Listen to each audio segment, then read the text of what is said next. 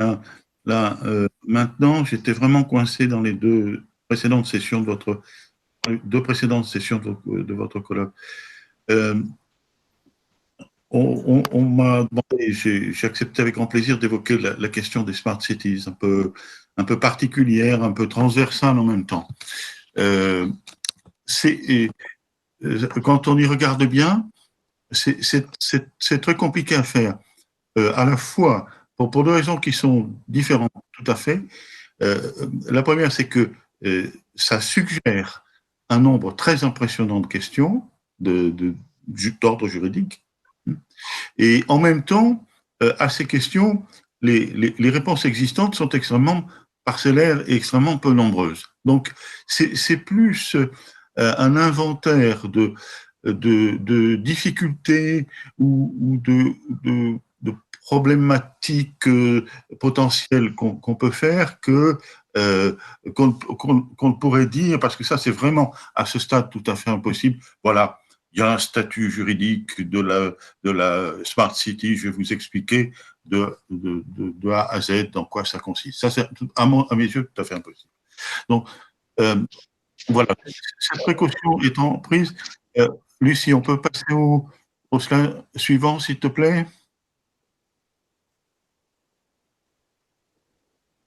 Je ne le vois pas.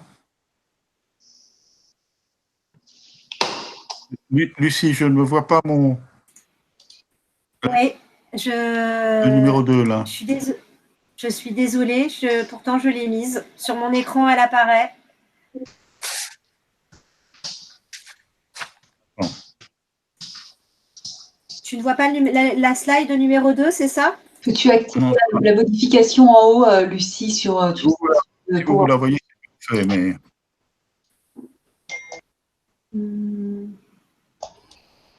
Est-ce que si les autres le voient, c'est parfait parce que moi, je connais. Mais... Vous le voyez ou pas? Non.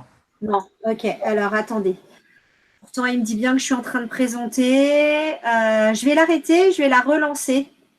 Si ça ne vous embête pas, parce que je pense que ce sera quand même mieux. Lucie, je vais la mettre directement en mode diaporama. Pardon? Ouais. On propose de le diffuser. Il est plus... ouais. Hein, avec plaisir, je laisse la main, mais je ne crois pas que ce soit possible de passer la main, c'est ce qui m'inquiète. Tu dois envoyer le fichier, s'il te plaît. Je te l'envoie. J'essaye, vous savez, je gère YouTube en même temps, ce qui est stupide puisqu'il n'y a plus personne.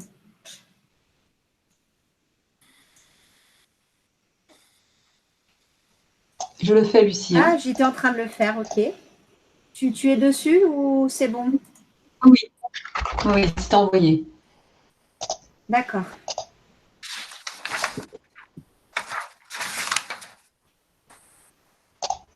Je ne sais pas si tu l'as reçu, Angelo, je te l'ai envoyé aussi. Pas encore.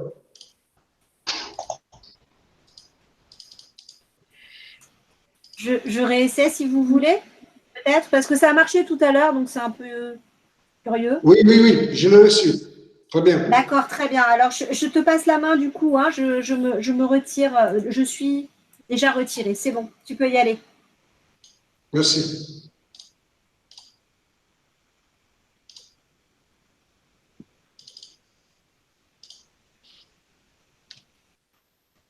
Ah, génial. Merci beaucoup, Angelo. Je suis vraiment désolé, j'arrive après la bataille et je vous impose des délais techniques. Donc, je vais procéder de la manière suivante et je serai très rapide, évidemment, sur toutes ces questions. Il faut s'entendre d'abord sur ce qu'on désigne par Smart City, pas absolument évident. Ensuite, je vois plus mon PowerPoint, il a disparu. Vous le voyez, vous? Non. Bon, peut-être alors on va. Je crois qu'Angelo a quitté la réunion. Non, il est là, mais il s'éteint. c'est un très bon expert. Mais bon, je commence, le PowerPoint viendra. Voilà.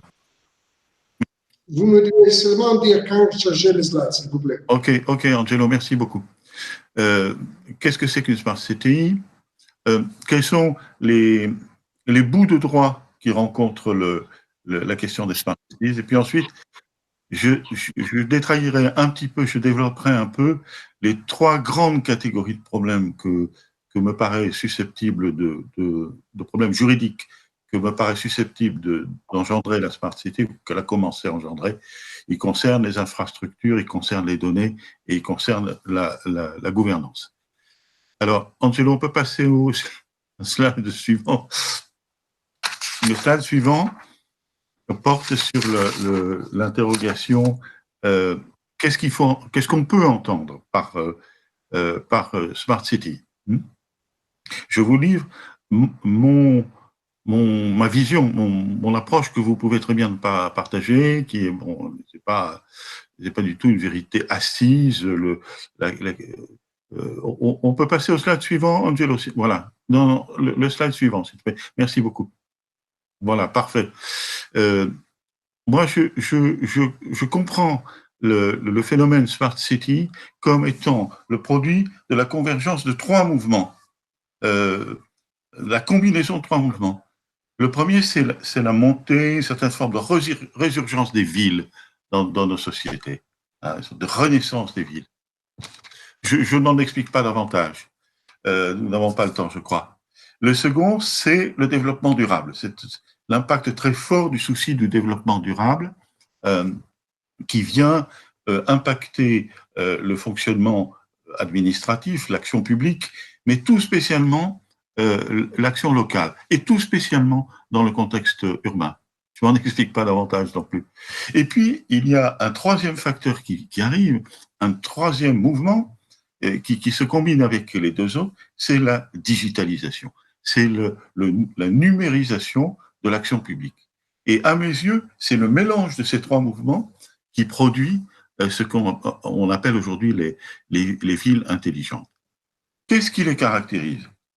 Je vais dire entre parenthèses que quelque part, si on chatouille la plante des pieds, je dirais volontiers que ce qu'est la Smart City, c'est peut-être un peu le futur général de nos villes. Bon, mais peut-être on peut ne pas être d'accord avec ça.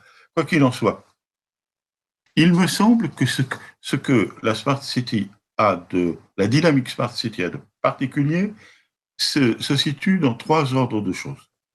C'est une transformation des infrastructures urbaines que le numérique, surtout, et d'autres facteurs, permet de potentialiser, de rendre plus efficace, permet d'interconnecter et assoit finalement sur une sorte de méta ou d'infrastructure qui est numérique. Donc, d'une façon, enfin, j'ai un penchant pragmatique pour une approche qui commence par cet aspect très concret qui est celui des infrastructures. Ensuite, bien entendu, les données sont un élément capital. La ville intelligente, ça fonctionne avec un carburant essentiel qui est celui des données. J'y reviendrai. Je crois aussi qu'on peut inclure dans la définition même de ce qu'est la Smart City des évolutions potentielles, mais déjà partiellement actuelles, dans la gouvernance. J'y reviendrai. Voilà, avec ces éléments que, personnellement, je cerne ce qu'on peut entendre par Smart City. Alors maintenant, Angelo, on peut avancer, s'il te plaît? Merci beaucoup.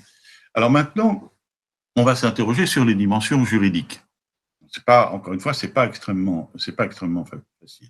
Mais si les Smart Cities soulèvent des problèmes juridiques et secrètent quelques solutions,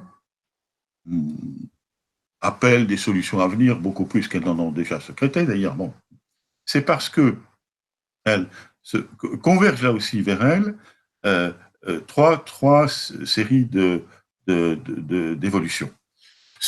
Ce qu'on peut qualifier d'évolution du droit de la ville, Je n'ai pas le temps de m'en expliquer, mais si vous voulez, c'est l'idée selon laquelle les villes posent un certain nombre de problèmes clés qui sont largement, qui sont en partie des problèmes nouveaux, des objets nouveaux, des problématiques nouvelles, des principes spécifiques. Et que sur cet ensemble, ce matériau nouveau, se greffe du droit en gestation, du droit déjà installé dans certains cas, et les questions juridiques qui correspondent à ce droit-là, qui concernent les infrastructures justement, qui concernent les espaces publics, qui concernent les services rendus, qui concernent les rapports publics-privés, etc. Ces questions juridiques, sur lesquelles je reviendrai un peu ensuite, se posent spécialement dans les smart cities. Elles sont une sorte de terrain d'expérimentation particulière de ces évolutions. Et on peut en dire autant pour ce qui est de l'intégration de l'objectif de développement durable.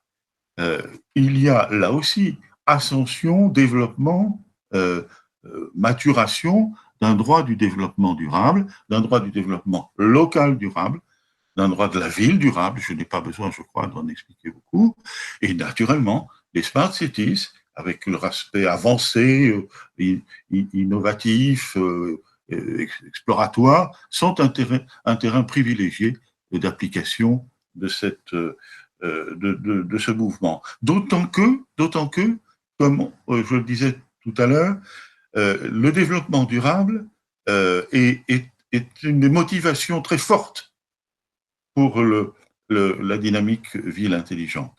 C'est un des moteurs très forts, un moteur politique, social, économique, etc. Et enfin, bien entendu, les smart cities sont un point d'impact absolument essentiel du droit en développement. On fait notamment la discussion de tout à l'heure de l'administration numérique. Il se développe un droit d'administration numérique, comme on a dit tout à l'heure, vous l'avez sans doute dit à d'autres moments du colloque, c'est un droit encore insuffisant, parcellaire, déséquilibré, qui laisse tout un tas de questions en suspens. Enfin, il commence à naître et les questions posées par les smart cities sont au cœur du développement de ce droit. Donc, les problèmes juridiques que posent les smart cities et les solutions qui place plus ou moins, sont également composés de ces trois éléments. Alors, merci Angelo. Quels sont ces problèmes juridiques que posent concrètement les smart cities? Je suis obligé d'être très cursif, alors que ça appellerait des développements, j'espère ne pas être trop sibyllin. Ce sont des problèmes, je crois, liés à l'aspect infrastructurel des smart cities, fonctionnement des équipements, fonctionnement technique, si vous voulez, de la ville. Avec des questions avérées ou qui vont venir demain concernant les infrastructures publiques.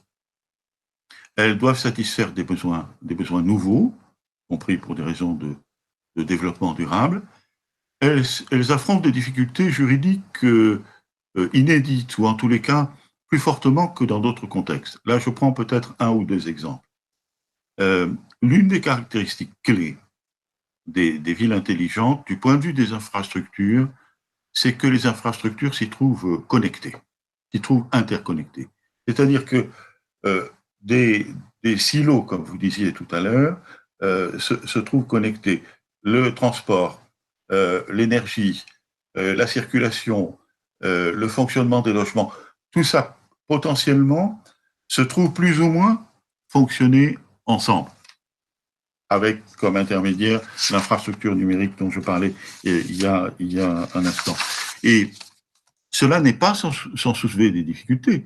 L'une d'entre elles, qu'on n'a pas discuté tout à l'heure, mais peut-être l'avez-vous fait à un autre moment du colloque, c'est celle qui tient à la circulation des données, à l'interconnexion des données.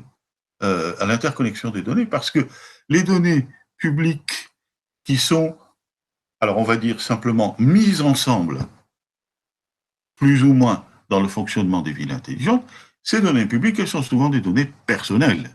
Elles sont des données personnelles. Comment faites-vous pour les mettre ensemble dans le respect des règles de protection de la vie privée? C'est pas du tout évident.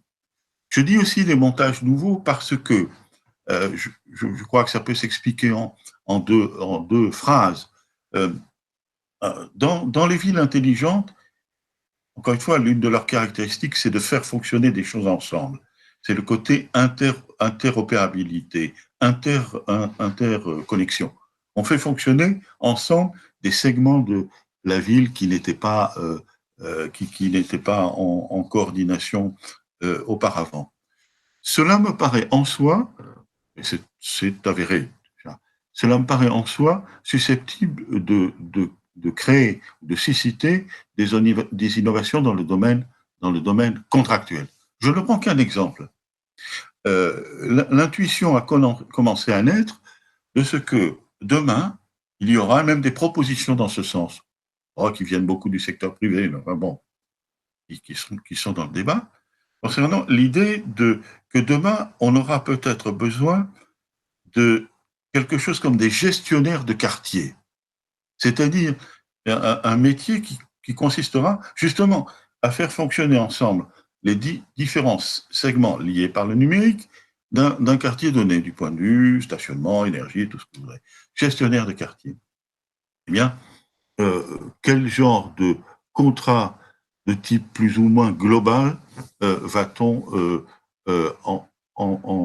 utiliser pour cela? Angelo, est-ce qu'on peut revenir sur la slide précédente, s'il te plaît? Le 3, voilà, je n'ai pas tout à fait fini. Mais j'ajoute juste ceci, sans le développer.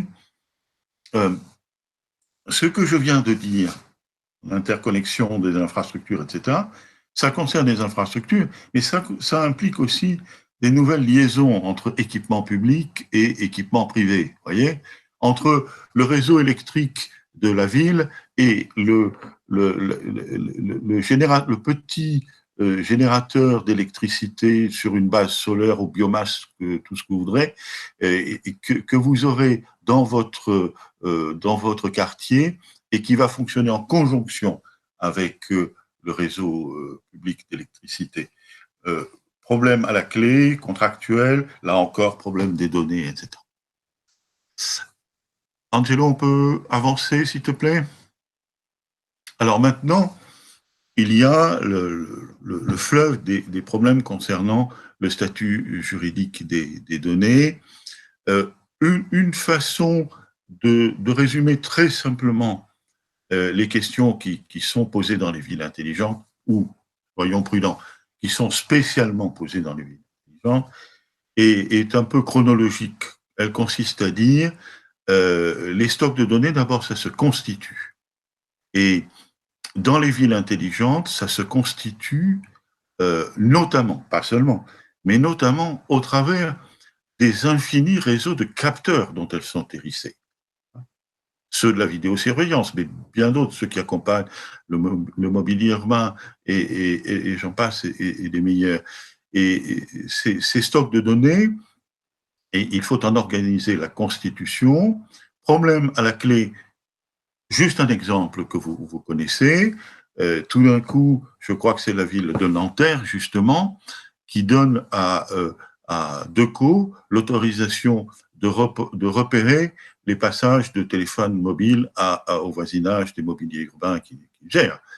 Et, sauf erreur de ma part, le tribunal administratif de Paris y a mis obstacle. C'est-à-dire, là, on tombe sur des problèmes complexes de rapport à la vie privée. Ensuite, des questions à la clé sur la gestion des stocks de données, leur sécurisation, parce que les smart cities sont plus que d'autres contextes génératrices d'Himalaya de données, n'est-ce pas? Et donc, problème de sécurité, problème de circulation au sein des administrations, et puis tous les problèmes liés à leur utilisation dans les processus décisionnels au travers de ces algorithmes, ce dont nous avons parlé tout à l'heure. je ne veux pas dire que les algorithmes soient le propre des smart cities. D'ailleurs, les exemples sur lesquels nous réfléchissons ne sont pas tellement... enfin, les exemples qui ont le plus posé problème jusqu'à maintenant, chez nous, n'étaient pas spécialement locaux. Hein. Parcoursup, l'algorithme de répartition des enseignants dans les écoles qui a suscité des débats énormes en Italie, c'était pas local. Mais il est clair que le fonctionnement des smart cities, nécessairement, de manière exponentielle, s'appuie sur des algorithmes parce qu'ils s'appuient sur des montagnes de données et que ces montagnes de données sont nécessairement, à un moment ou à un autre, utilisées pour orienter les décisions publiques. Et ça, ce mouvement, ça se fait au travers d'algorithmes. Les smart cities, parce qu'elles sont le siège de montagnes de données, sont le lieu où se pose de manière privilégiée la question de l'ouverture des données et, pardon pour l'erreur sur la diapo, et de la réutilisation des données, et notamment dans ce fonctionnement hyper numérique qui sera naturellement celui des villes intelligentes, la possibilité de réutiliser les données pour créer des services permettant plus facilement la circulation dans la ville, le divertissement, tout ce. Finalement, un bon sujet de réflexion synthétique sur cette question des données est celui de l'existence dans le futur, mais selon quelle modalité? Comment de systèmes locaux de données, ce serait un peu dans la logique, n'est-ce pas, dans la mesure où on parle de ville, c'est-à-dire quelque chose qui présente une certaine cohérence naturelle et où il y a des autorités en charge de ces entités. Il serait naturel que s'organise quelque chose comme des systèmes locaux de données. On n'y est pas encore. Tension avec l'État, tension avec le secteur privé, et j'en passe et des meilleurs. Et puis, de toute manière, caractère encore embryonnaire du droit des données comme du droit d'administration numérique en général. Enfin, Angelo, est-ce qu'on peut passer là? Voilà. Enfin, on voit bien que le fonctionnement des villes intelligentes suscite et suscitera des problèmes concernant les dimensions juridiques de la gouvernance. Je vous en livre simplement trois types. J'espère que vous serez d'accord avec moi. Bon, il y a d'abord tout simplement le gouvernement, la Smart City, ce que le contexte numérique dans lequel elle est installée, avec aussi la préoccupation du développement durable, implique en termes de dialogue avec les citoyens, de dialogue plus direct, mais avec quelque chose qui va être nécessairement, qui est déjà et qui va être nécessairement plus encore, une sorte de tension permanente entre l'ouverture, open data, accès des citoyens à l'information, l'ouverture, la transparence et l'opacité par ailleurs, parce que le fonctionnement de la ville intelligente, il est compliqué, et je ne renonce pas à ce que je disais tout à l'heure, les algorithmes, c'est parfois fort compliqué.